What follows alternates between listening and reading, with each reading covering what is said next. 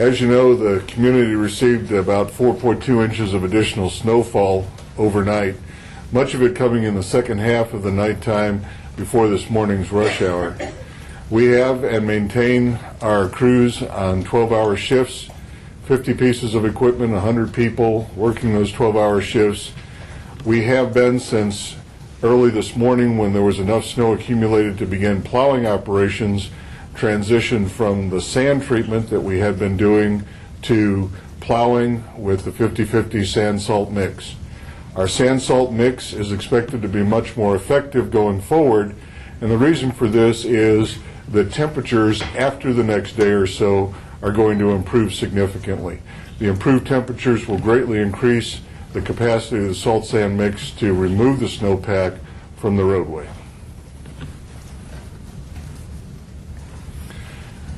I'd also like to emphasize that we continue with those 50 snow plows to be treating 1,500 lane miles of snow emergency routes in a community of over 160 square miles of size. It's a significant amount of work for that workforce to address.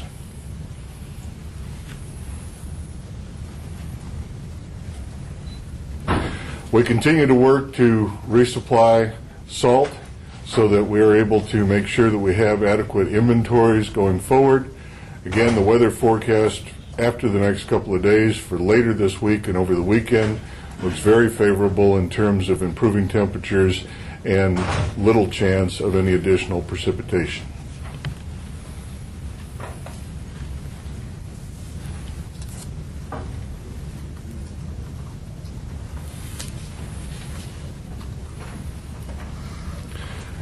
We've talked a lot about the effectiveness of salt at different temperatures. I did want to make sure that we reiterate the fact that at 10 degrees Fahrenheit, salt is 89% less effective than it is at 30 degrees Fahrenheit for melting snow or ice. It's a pretty dramatic reduction. And so, of course, last week we were being careful, as the temperatures are very unfavorable, to make sure that we had sufficient salt sand to address the treatment of the roadway. Did that experiment you talked about last week prove effective? We did not conduct any experiments. What we did on Friday, you'll recall, is with favorable temperatures forecast for over the first part of the weekend at least, we went to salt sand treatment starting at noon on Friday. We did see considerable improvement in pavement conditions as that salt sand took effect with traffic Friday overnight and into Saturday. We were able to do a considerable amount of plowing of snowpack that was melted or slushed with the salt sand combination. Obviously, the new snow means that we've got to address the new precipitation that's in place.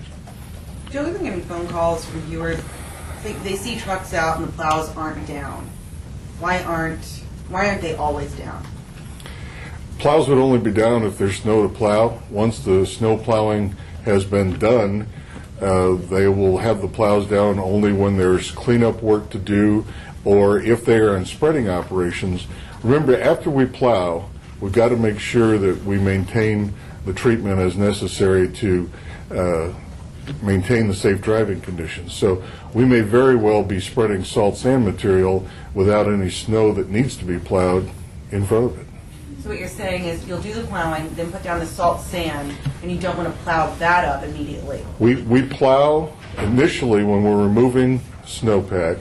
When we're removing snow, we're plowing and spreading simultaneously. Plow obviously with the front, salt sand right behind that. If it's necessary to maintain safe conditions to apply additional salt sand, there might be additional passes made where salt sand is being spread, but there's no snow to plow.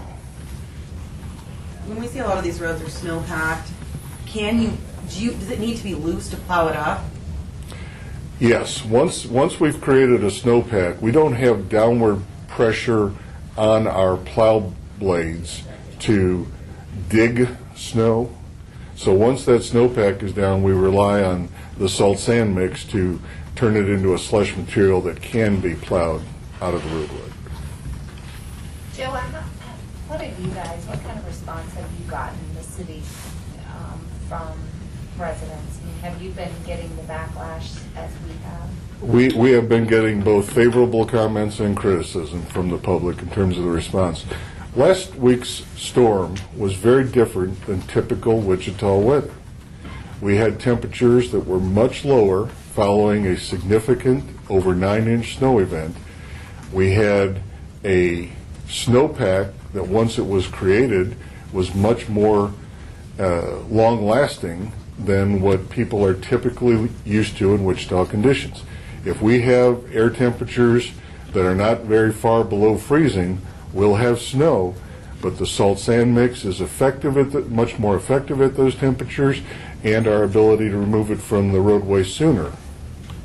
A lot of the complaints we've been getting have been that from folks coming outside of Wichita into Wichita saying, in Mays and Andover, wherever it's perfectly clear, and then I hit Wichita and it's a mess. And I'll tell you, at this point, what we have been managing is we've been managing our salt sand inventories, the ability for us to get salt sand under our contract, and looking beyond our contract to all of the salt mines in Kansas to get as much supply as we could. And you will remember last Tuesday when we had the snow event that part of the media coverage and part of the weather forecast were that later in the week there was considerable uncertainty as to how much precipitation we'd have and what form it would be in. We weighed all those factors last week and relied largely on sand. The sand that we put down resulted in roadways that were not clear, but they were safely traversable when people took due care. The sand provides a considerable aid to traction. So I guess, Joe, I think just from what you're saying, it sounds like you were conserving the salt until you were sure it would work instead of spreading it down. That's a very good point. We need to clarify that at any point in a storm or a series of storms, if we start using the salt sand mix, and to the extent that that is successful at melting some of the snow or some of the ice, that water and its refreeze potential then has to be managed. The only thing that it would have been worse than the snowpack that we faced is getting ourselves in a situation in which we had melted some of that, it had turned to ice when it freezes back, and then it's a much more difficult surface to maintain reliable traction on. So you're maintaining, at this point, the city handled this correctly. Would you do anything differently? Okay, given the weather forecast that we had last week, and given the salt supply that we had on hand last week, I believe we acted prudently in terms of making sure that we had traversable streets. This week, we're facing a much different, much better scenario. We have a weather forecast that does not have additional storms through the weekend. We have above freezing temperatures as we get into the later part of the week. We also had our salt supplier allow us to send up to 5 trucks per day, per weekday, to self-haul additional salt, which we've contracted with a company to do that. So as we received salt under our purchases that we placed at the beginning of December, and as we were allowed to haul additional salt, we were able to create a salt supply that was sufficient to make this week's storm a much better position. This is a question that we've gotten from callers and viewers, similar to what I was asking. Basically, why is it that the county can clear streets, but the city doesn't seem to be able to actually do it effectively? And I can't speak to what the county did. I can't speak to what KDOT did. I can't speak to what other communities did. I can certainly speak to what we did and why we did it. Did you drive out on this, I think one of our photographers went out on Meridian North, and the second you hit the county line, it's clear, snowpack and then clear. Did you drive out there and see any of that? I did not. I spent a lot of time driving our snow emergency routes. I've had people asking where they can get a map of snow emergency routes. Is there one on the website? Yes, there is. Yeah, On the Public Works and Utilities page, there's a section on That's what I told only them. storm response, we've got those looked up. So Joe, to understand, so people can understand, it sounds like we had a salt issue, the temperatures, there's not like one thing you can put your finger on that caused the roads to make it harder to get it cleared off this time. Can you kind of sum up what some of the problems you guys were having, or the conditions, or the whatever? Yeah, I think the number one condition, the number one challenge that we faced last week was that after a significant over 9-inch snow event, we ended up with temperatures that were much lower than typical. Those very cold temperatures make salt much less effective. That less effective salt, once you start using it, you have to make sure that you have enough of it to keep using it until all of the precipitation is melted and off the roadway. Because of the situation that we were in last week, we felt it most prudent to rely primarily on sand during those extreme weather days. When the weather improved, we moved immediately to salt sand, and we saw a significant improvement over the first half of the weekend. Do we have enough salt now?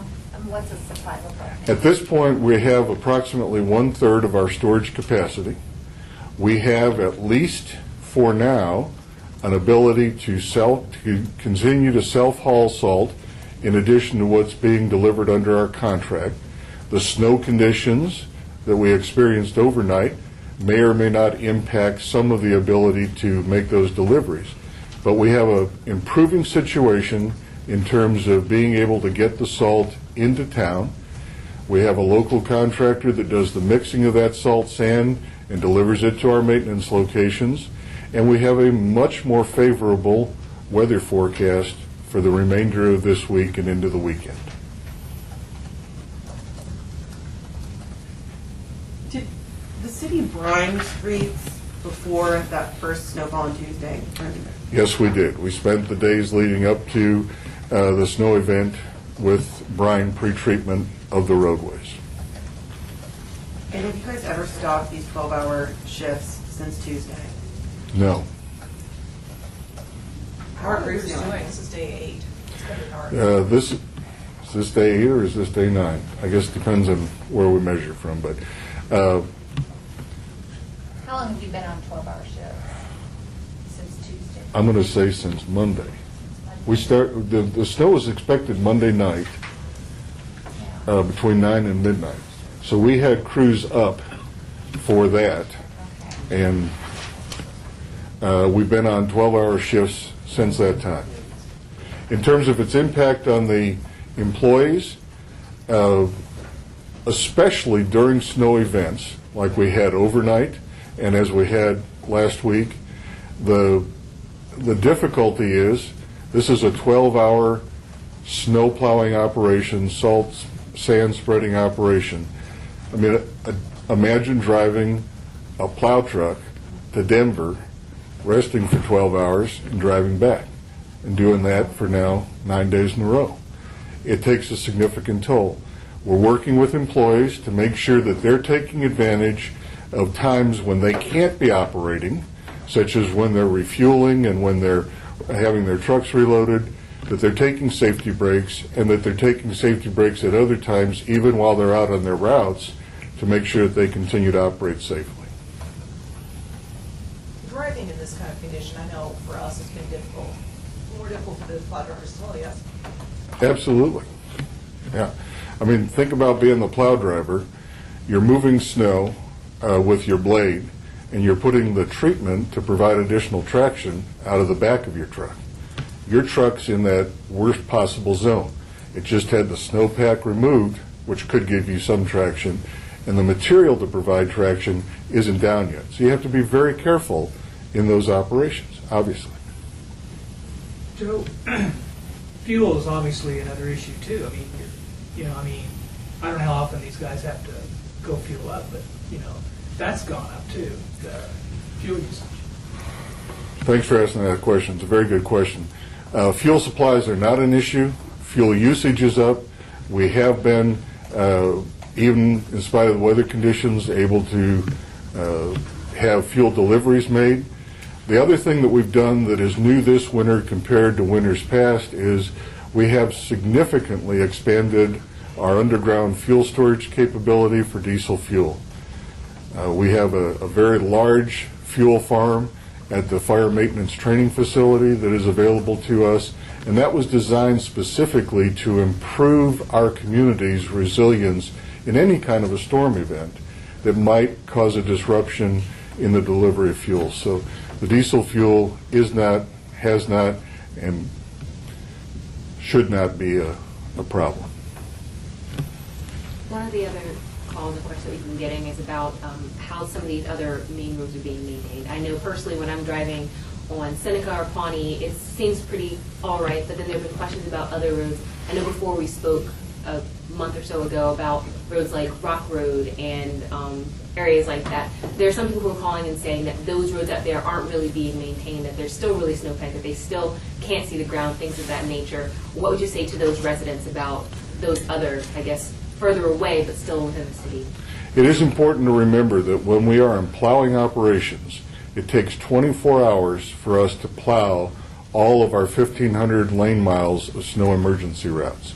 Depending on where we are in the plowing cycle, going through with those 50 vehicles, the 50 snow plows, and what the snow event is doing, it is possible, especially during a snow event, that it's difficult to see progress. Once the snow event stops, we begin to make net progress, but somebody is going to be able to find some locations that we haven't been able to get to yet because of that 24-hour cycle to plow and tree. Will you explain, so when it's snowpacked, the plows can't get that snow up, is it tough on roads if you were just to bear down, or is it tough on equipment also? The snow plows are designed for snow plowing. They're not earth-moving equipment. If you think about earth-moving equipment, a motor grader, a bulldozer, the types of equipment that are designed to dig into the dirt, snow plows are designed to push snow out of the way. Take a few more questions. We had enough, Joe. We're going to be here as long as we need to be here. Joe, you were kind of asked earlier, if, hindsight 2020 is all, is there anything you might have done differently or tried to do differently in what has been done? I think given the conditions that we were facing in terms of the weather forecast and the need to make sure that we made the streets as safe as possible with what we had in hand, both in terms of salt sand and straight sand, that the approach that we took to be conservative with the salt sand mix, to rely on the 100% sand, proved to make the streets passable, navigable, with adequate care. It, again, was not typical of what citizens experience in Wichita, that being mostly due to the weather conditions and partially due to the salt supply issue. One last question. There's some confusion in our morning meeting. How often were you guys plowing? Because on Saturday you waited till noon because you wanted that brine to take effect and the weather to heat up. But had you been plowing intermittently up to that point? What we would do is we would plow anytime we had plowable conditions, okay? But we started specifically making sure that all operators by noon on Saturday were plowing full-time to make sure that we got as much done before that slush froze back. As things turned out, we had a great overnight Saturday night. We had a combination of the sand, the traffic, and the salt sand that we put down, and temperature conditions moderated enough that we were able to successfully plow into Saturday night, overnight, the entire night. So by Sunday, we had much better conditions, which are 4.1 inches below the snow you see today. Last question for me. How is the equipment doing? The plows, the trucks? As we continue to have snow and ice operations, it becomes difficult on our equipment as well as our employees. We have a equipment maintenance staff that is operating on the same 24-hour-a-day schedule, as the snow responders are, so the maintenance shops have not closed since we went into snow and ice operations. Does the city and county at all, I mean, I know you said that you guys can't speak to what the county did, but do you guys consult with each other and talk about what your plans are so that if something changes, you can change your plan, or is this just something that you guys decide independently of one another? We decide independently of one another. Do you think that might change in the future, considering difference that we're seeing in the roads? I would leave the doors open for all possibility. We always want to learn as much as we can from every snow, ice event, from every storm experience that we have, to be able to respond better the next time. We had talked earlier in this snow season about the fact that it would be possible for us to build a fourth storage dome to increase our ability to store salt sand mix. If we do that, we are in much better control of our own destiny. Well, it's about $250,000 expenditure. Now that expenditure question might be revisited. We might very well look at ways we could operate better. We're doing that. After every event, we'll do a debrief and we'll talk about things that we could do to improve our performance.